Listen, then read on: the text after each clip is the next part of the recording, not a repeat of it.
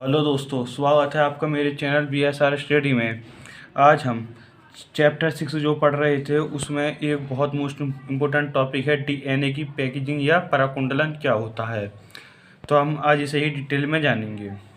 DNA की packaging या पराकुंडलन क्या होता है। अत्यधिक लंबा DNA कोशिका के छोटे से केंद्र में पाया जाता है। अब आप ये सोचते होंगे जो कोशिका होती है तबड़ा केंद्र, उसमें मतलब कोशिका के अंदर कैसे पाया जाता है। तो इसके लिए DNA का कुंडलन व पराकुंडलन द्वारा पैकेजिंग होती है। कुंडलन क्या होती है? कुंडलन ऐसा होता है, एक एक गोल खाना होता है। तो गोल गोल खाने मतलब जो होते हैं वो आपस में होते हैं जुड़े हुए, लेकिन फिर जो उनके ऊपर गोल खानों के ऊपर जो गोल खाने रखे जाते हैं उन्हें ही क्या बोलते हैं? हम उन्हें उन्हें पराकुंडलन कहते हैं। और जो आपस में जो गोल गोल खाने जुड़े हो हम उन्हें कुंडलन कहते हैं। पराकुंडल द्वारा पैकेजिंग होती है, उसे हम पैकेजिंग बोल देते हैं। जो आपस में एक के ऊपर एक चीज़ मतलब आपस में जुड़ी हो और एक के ऊपर एक रखी हो, उसे क्या बोलते हैं? हम पैकेजिंग होती है। जैसे हमारे की प्रत्येक कोशिका में केंद्र में DNA के 46 अणु या गुणसूत्र होते हैं। जैसे हम हमारे शरीर में जो 46 जो गुणसूत्र होते हैं एक जो आपस में जुड़े होते हैं। इनकी औसत लंबाई 1.5 से 8.4 सेंटीमीटर होती है। इनकी लंबाई काफ़ी बड़ी होती है, मतलब इनके यहाँ से लेकर यहाँ तक के बीच में हो सकती है। जबकि स्वयं केंद्र का व्यास लगभग 4 से 10 माइक्रो ही होती है। अब माइक्रो को देखेंगे तो 10 की घात -6 होता है। 1 माइक्रो होता है 10 की घात -6 की होती है।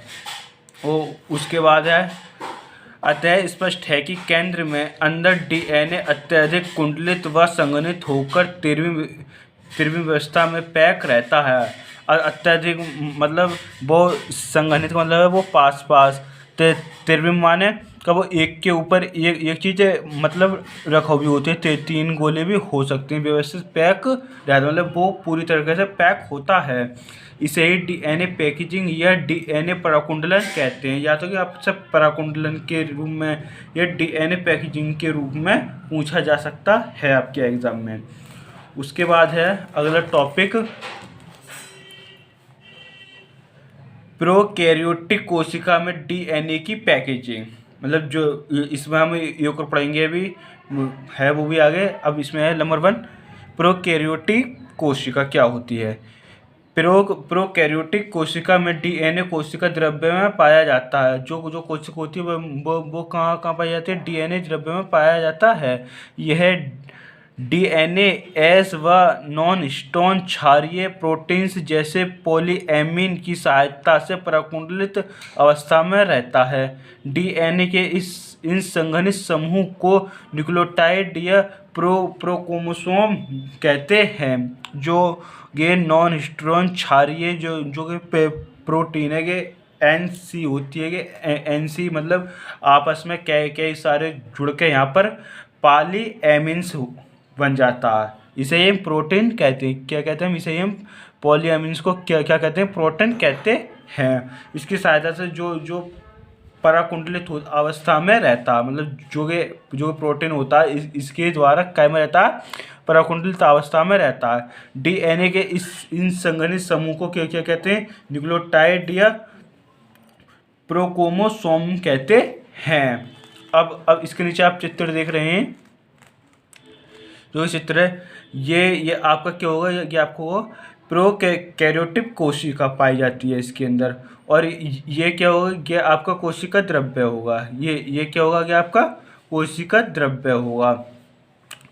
और जब हम इसे जूम करके देखते हैं तो आपको जो पेन से दिखाई दे रहे हैं नीले पेन से, ये आपके DNA हो गए। इस तरह ये व्यवस्थित होते हैं। और जो ये इसके जो बीच में जो खाली स्थान होता है इसे हम कोशिका को कहते हैं नॉन स्टोन क्षारीय प्रोटीन्स। जो मैंने आपको प्रोटीन्स बताए थे जो आप नीली पहन कर देख रहे हैं, इसे हम क्या बोलते हैं? नॉन स्टोन क्षारीय प्रोटीन। ये काय के बने होते हैं? पॉलीएमीन्स के बने होते हैं। कि किस चीज़ के बने होते हैं? कि पॉलीएमीन्स की सहायता से। ये कैसे बनते हैं? मैंने अभी बताया था आपको। NC2 मतलब आपस में कई सारे जोड़े होते हैं, उसकी सहायता से क्या बनता है? पॉलीएमीन्स को क्या कहते हैं हम? नॉन हिस्टोन क्षारीय प्रोटीन कहते हैं। इसे ही हम क्या क्या कहते हैं? प्रोकैरियोटिक कोशिका में डीएनए पैकेजिंग कहते हैं।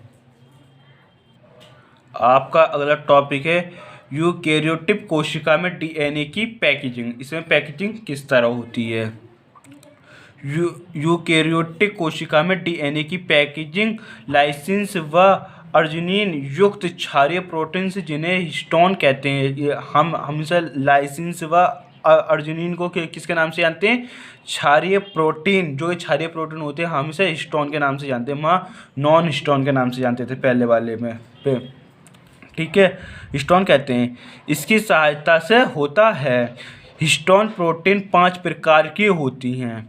Number 1 H1, number 2 H2A, number 3 H2B, number 4 H3, number 5 H4 प्रकार की होती हैं ये। इसमें आगे है, इसमें से 4 अर्थात H2A, H2B, H2B, H3 व H4 युग्मों को पाई जाती हैं जिन्हें हिस्टोन अष्टक निर्माण करती हैं। इन्हें न्यूक्लियोसोम कोर कहते हैं। जो है यहाँ पर होती है कि H2A, H2B, मैंने अभी यहाँ पर आपको डबल बता देते हैं, यहाँ पर ये गलत होती है। H2 मतलब यहाँ पर ये गलत है। H2B, H3 व H4 युग्मों में पाई जाती है। इन्हें हिस्टोन अष्टक का निर्माण करती है। जो हिस्टोन अष्टक है, इसे नाम को याद रखना। अभी मैं इसे आपको तब चित्र की सहायता से बताऊँगा, तब कि आपको अच्छी तरीके से याद हो जाएगा। इन्हें न्यूक्लियोसोम कोर कहते हैं। इन्हें क्या कहते हैं? न्यूक्लियोसोम कोर कहते हैं। उसके बाद है आपका अगला, इनके धनावेश छोर बाहर की ओर होते हैं। जो धनावेश जो छोर होते हैं वो बाहर की ओर होते हैं और ऋणावेशी को आकर्षित करते हैं। जो ऋणावेशी जो चीज़ें होती हैं ना आकर्षित करने वाली, जैसे जो डीएनए से क्या होता है वो आकर्षित होता है। ठीक है ना, उसे ही आकर्षित कहते हैं। इस प्रकार धनात्मक आवेशित हिस्टोन अष्टक के चारों तरफ से ऋणावेशित डीएनए से सटा होता, मतलब जो अभी मैंने आपको बताया, जैसे जो डीएनए को आकर्षित करती हैं तो क्या होता है? हिस्टोन जो कि हिस्टोन अष्टक है या ये ऋणावेशित डीएनए की से सटा रहता, मतलब उसके चारों ओर सटा रहता है, जिसे न्यूक्लियोसोम कहते हैं। एक प्रारूपी न्यूक्लियोसोम 200 क्षारीय की डीएनए कुंडलित होती है। जो मैंने आगे अभी आपको मैंने पढ़ाया न्यूक्लियोसोम 200 क्षारीय, ये आपके कई बुकों में अलग अलग हैं, लेकिन एनसीईआरटी के बुक में ये 200 दे रखे हैं, तो इसलिए आप इसे 200 ही याद करना। ठीक है, उसके बाद है अगला टॉपिक, वह डीएनए जो दो निकटवर्ती न्यूक्लियोसोम को जोड़ता है लिंकर डीएनए कहलाता है। मैंने क्या बोला? डीएनए जो निकटवर्ती जो क्या होते हैं? न्यूक्लियोसोमों को, जो मतलब जो डीएनए होती हैं जो आपस में जो पास होते हैं, उन्हें न्यूक्लियोसोमों को जोड़ता है। अभी मैं आपको बताऊंगा न्यूक्लियोसोम में क्या होते हैं। जो उन आपस में जो जोड़ता है उन्हें क्या कहते हैं? हम लिंकर डीएनए कहते हैं। H1 हिस्टोन प्रोटीन पाई जाती है। इसमें H1 हिस्टोन पाई जाती है, ऊपर वाले में नहीं थी, जो अभी मैंने आपको टॉपिक पढ़ाया था ऊपर। न्यूक्लियोसोम इलेक्ट्रॉन सूक्ष्मदर्शी से मणिकबंध संरचना के रूप में दिखाई देता है। उसके बाद है आपके लिए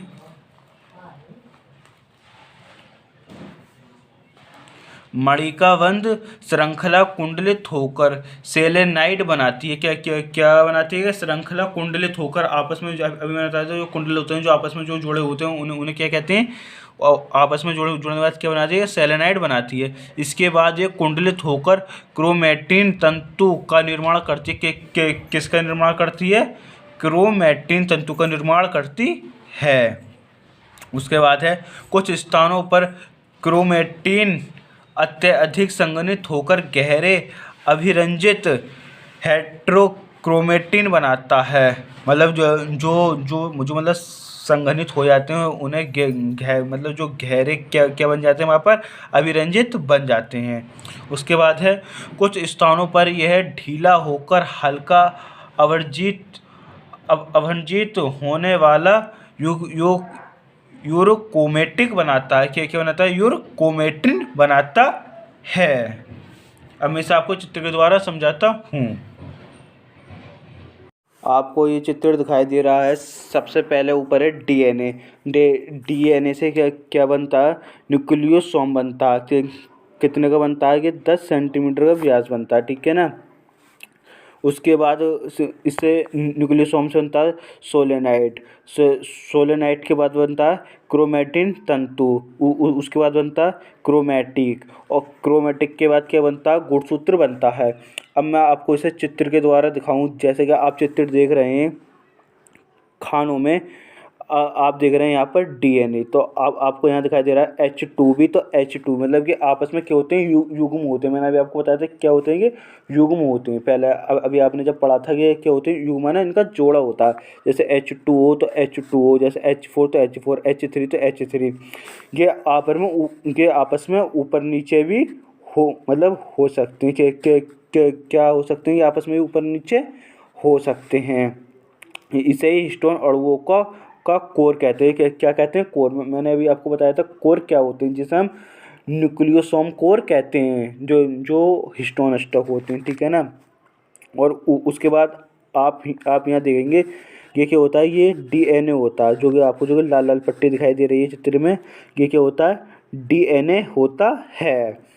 उसके बाद है आपका ये लिंकर डीएनए, जो कि आपस में आप देख रहे हैं रेड पट्टी, जो कि ये क्या होती है? कि आपस में जुड़ी होती है। तो इसे हम क्या बोलते हैं? हम इसे लिंकर डीएनए बोलते हैं। जो कि आपस में कई जो होते हैं निकटवर्ती न्यूक्लियोसोम जो होते हैं, उन्हें आपस में जोड़ता है। इसे ही हम लिंकर डीएनए कहते हैं। लिंकर डीएनए क्या होता है? जो कि आपको जो लाल लाल पट्टी दिखाई दे रही है आपकी स्क्रीन पर, ठीक है ना। उसके बाद के आपको दिख रहा होगा H1 हिस्टोन प्रोटीन। ये क्या होती है? कि इसके अंदर पाई जाती है H1 जो है आपकी प्रोटीन, ये पाई जाती है। मैंने इसे आपको लिंकर डीएनए को समझाने के मारे लिया था। दूसरा चित्र नहीं तो आप इससे अपने कॉपी पर एक ही चित्र बना सकते हैं, ठीक है। ये होता है आपका चित्र। इसे ही हम न्यूक्लियोसोम की संरचना कहते हैं। क्या कहते हैं हम इसे? न्यूक्लियोसोम की संरचना कहते हैं। अगर आप मेरे चैनल पर नहीं तो मेरे चैनल BSR स्टेट को सब्सक्राइब करना ना भूलें। मेरी वीडियो को लाइक और शेयर करना ना भूलें। मिलते हैं आपसे एक अगली वीडियो में।